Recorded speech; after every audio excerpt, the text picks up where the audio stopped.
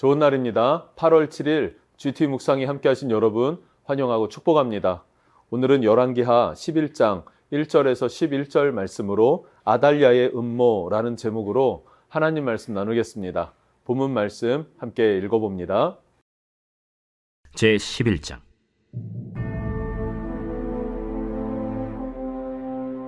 아하시아의 어머니 아달랴가 그의 아들이 죽은 것을 보고 일어나 왕의 자손을 모두 멸절하였으나 요람 왕의 딸 아하시아의 누이 여호세바가 아하시아의 아들 요아스를 왕자들이 죽임을 당하는 중에서 빼내어 그와 그의 유모를 침실에 숨겨 아달랴를 피하여 죽임을 당하지 아니하게 한지라. 요아스가 그와 함께 여호와의 성전에 6년을 숨어있는 동안에 아달랴가 나라를 다스렸더라. 7째 해에 여호야다가 사람을 보내 가리 사람의 백부장들과 호위병의 백부장들을 불러 데리고 여호와의 성전으로 들어가서 그들과 언약을 맺고 그들에게 여호와의 성전에서 맹세하게 한 후에 왕자를 그들에게 보이고 명령하여 이르되 너희가 행할 것이 이러하니 안식일에 들어온 너희 중 3분의 1은 왕궁을 주의하여 지키고 3분의 1은 수능문에 있고 3분의 1은 호위대 뒤에 있는 문에 있어서 이와 같이 왕궁을 주의하여 지키고 안식일에 나가는 너희 중 2대는 여호와의 성전을 주의하여 지켜 왕을 호위하되 너희는 각각 손에 무기를 잡고 왕을 호위하며 너희 대열을 침범하는 모든 자는 죽이고 왕이 출입할 때 시할지니라. 백부장들이 이에 제사장 여호야다의 모든 명령대로 행하여 각기 관할하는 바 안식일에 들어오는 자와 안식일에 나가는 자를 거느리고 제사장 여호야다에게 나아오매 제사장이 여호와의 성전에 있는 다윗 왕의 창과 방패를 백부장들에게 주니 호위병이 각각 손에 무기를 잡고 왕을 호위하되 성전 오른쪽에서부터 왼쪽까지 제단과 성전 곁에 서고. 오늘 말씀은 남유다의 이야기가 시작됩니다. 지난 시간까지는 북이스라엘의 이야기였다면 이제는 남유다의 이야기가 시작되어지는데 1절에는 아달랴라고 하는 여인의 아주 악한 행위가 기록되어져 있죠. 한번 읽어보겠습니다. 1절입니다. 아하시아의 어머니 아달랴가 그의 아들이 죽은 것을 보고 일어나 왕의 자손을 모두 멸절하였으나. 아멘. 예, 이 아달랴는요, 남편이 여호람 왕입니다. 여호람 왕은 32살의 왕위에 올랐습니다. 그리고 8년을 통치하고 죽게 되었는데요. 왜 짧은 통치 기간을 허락하셨을까? 그것은 첫 번째로 남유다를 북이스라엘과 같이 바알과 아세라를 숭배하게끔 만들었기 때문에 영적으로 오염시켰기 때문이라 말하고 있습니다. 뿐만 아니라 여호람은요, 왕이 된 후 자기 아버지 여호사밧이 죽고 나자 자신의 6 동생들이 있었습니다. 그리고 여호사밧 왕은요, 그 동생들, 차자들에게는 재물을 주고 또 각각 흩어져서 살아갈 수 있게끔 아주 지혜롭게 행했죠. 그런데 이 여호사밧이 죽고 난 다음에 여호람은 자기 6 동생들을 다 찾아내고 죽입니다. 그들의 신하들까지도 다 죽여버리는 그런 악독한 짓을 저질렀어요. 왜 이런 일을 했을까라고 하면은 성경이 주는 힌트는 8장 13절 말씀을 보면 이는 아합의 딸이 그의 아내가 되었습니다. 아합의 딸이 누굽니까? 아달랴라는 거예요. 오늘 1절에 등장하는 아달랴입니다.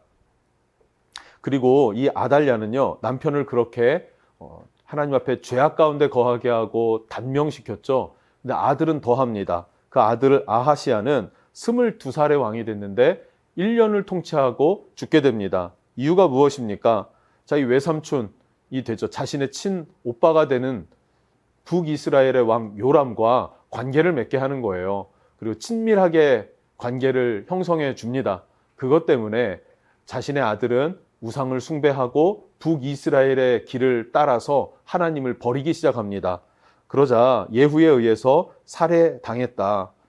이것에 대한 평가도요, 8장 26절 말씀에 그의 어머니의 이름은 아달랴라 이스라엘의 왕 오므리의 손녀였다라고 말하고 있습니다. 그러니까 이 아달랴는요, 아합의 딸 오므리의 손녀가 되는 아달랴. 어머니는 누굽니까? 이세벨. 근데 어떻게 보면요, 이 어머니 이세벨보다도 더 악독한 여인이었다라는 것을 오늘 말씀을 통해서 알 수 있는데, 이런 일들, 자기 남편을 잃었고 아들까지 잃었다면은 하나님 앞에 항복해야 하지 않겠습니까? 회개하고 돌아서야 옳지 않겠냐는 말이죠. 그런데 그러지 않고요, 왕의 손자들을 멸절하였다라 그래요. 멸절하였으나라고 약간의 반전은 들어갔지만 자신의 친손자들입니다.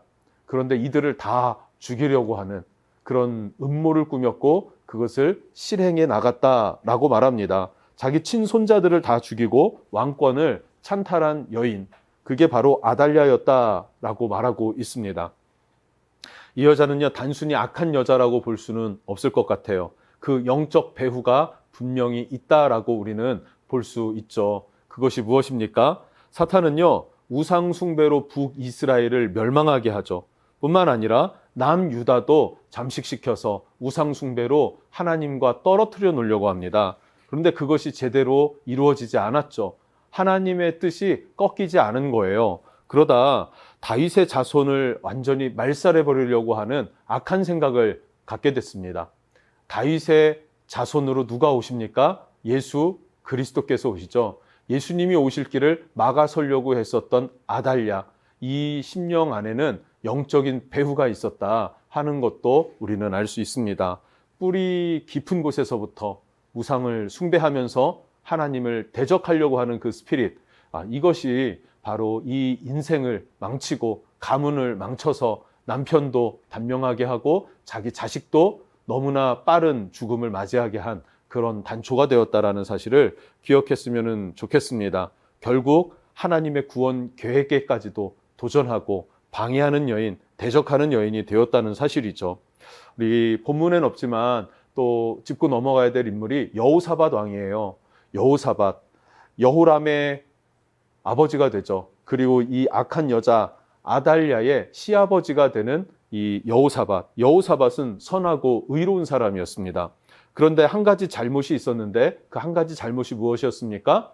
아합의 딸을 며느리로 맞이한 거예요. 아마 인간적인 생각으로는 남과 북을 통일시키려 했겠죠.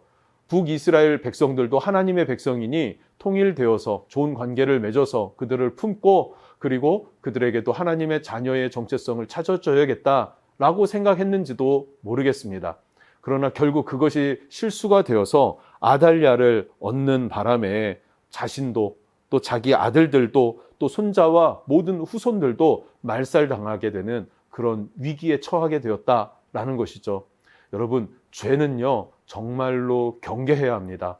하나님의 뜻에 벗어나는 것은요 이 정도면 괜찮겠지라고 여러분 우리가 허용해서는 안 된다 하는 것을 여러분 꼭 기억하고 경각심을 가질 수 있었으면 좋겠습니다. 이어서 2절과 3절 말씀을 보면 중요한 인물이 등장하는데요. 제사장 여호야다입니다. 여호야다. 그리고 그의 아내가 여호세바예요. 여호야다, 여호세바. 이 부부가 매우 중요한 역할을 감당합니다. 악한 원수가 다윗의 혈통을 다 끊고 예수 그리스도께서 오실 길을 막아서려고 할 때 그것을 대적해서 또 피할 길을 내시는 하나님의 지혜, 그 하나님의 지혜가 이 여호세바를 통해서 성취됨을 보게 됩니다. 유다의 여호람 왕은요, 자기 아내였던 아달랴 외에 첩이 있었습니다. 그리고 그 첩의 딸이 있었는데 그 첩의 딸이 여호세바였습니다. 후궁이라고 해야 되겠죠. 후궁의 딸이 여호세바였습니다. 그러니까 공주라고도 할 수 있어요. 근데 이 여호세바가 제사장과 결혼을 했고 함께 살고 있을 때에 피해 숙청이라고 해야 될까요? 왕자들이 막 몰살당하는 그런 상황에 처해 있었을 때에 이 여호세바는 요아스를 숨깁니다. 요아스라고 하는 자기 조카이겠죠. 이 조카를 숨겨서 여호와의 성전에서 6년을 길렀다 이렇게 말해요. 젖먹이 조카를 데려다가 유모와 함께 숨겨두고 그리고 여호와의 성전에서 6년 동안 길렀습니다. 자, 그리고 4절에서 11절까지의 말씀을 살펴보면요. 이 요아스가 이제 7년째가 되었을 때 숨겨서 기른 지 7년, 7살 정도가 됐을 때입니다. 이때부터 이 요아스를 백부장들에게 드러내고 그리고 알려줍니다.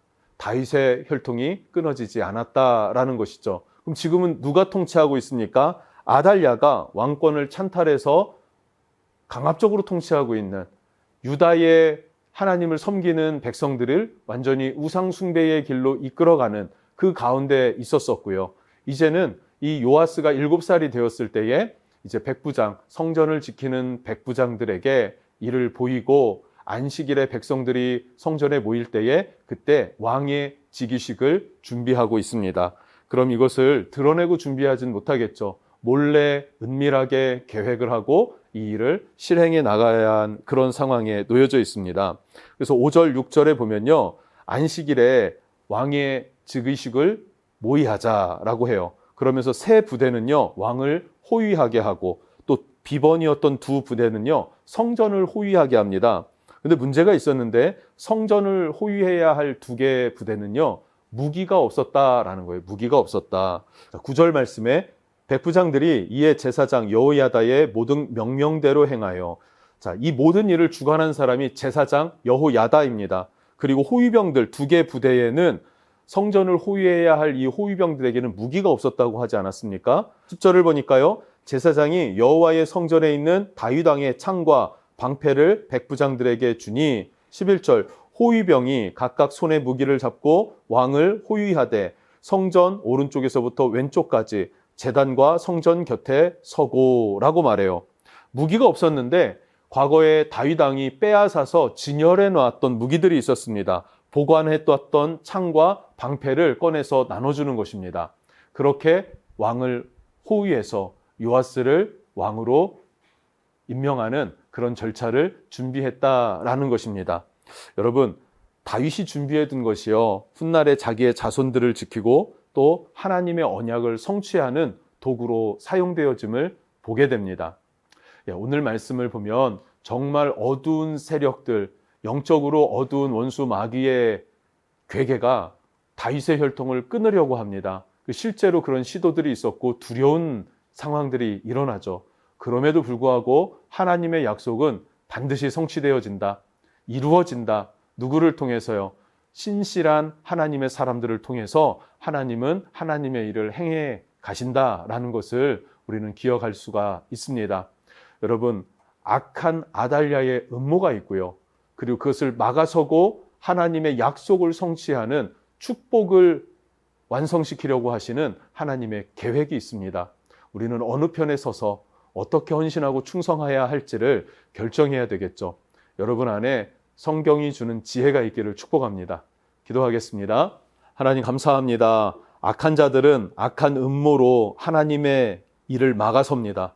그러나 하나님은 하나님의 사람들을 통해서 하나님의 일을 완성시키시는 줄로 믿습니다. 아버지의 뜻을 위해서 하나님 우리가 헌신하고 충성할 수 있고 살아갈 수 있는 성경의 지혜가 있게 해 주시옵소서. 예수님의 이름으로 기도합니다. 아멘.